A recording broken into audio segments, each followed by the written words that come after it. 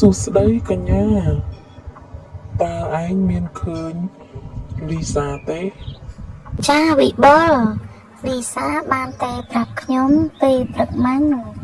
គេមិនបានមកធ្វើការទេពីព្រោះគេមិនស្រួលខ្លួន ឃើញទេប្រាប់ហើយប្រាប់ទៀតថាកុំអោយប្រឹងធ្វើការច្រើនពេកម្សិលមួយថ្ងៃណាគេខំធ្វើការទឹកដល់យប់ជ្រៅខ្ញុំក៏បានជូននាងទៅផ្ទះ អេមើលទៅឯងដូចជាបារម្ភនឹងលីសាដល់ហើយណោះ មានណា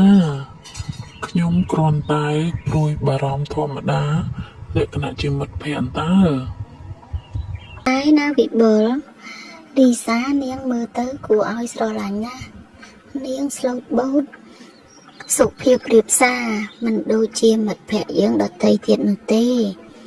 ឯងណាអាចសម្លឹងមើលឃើញនាងបានហើយ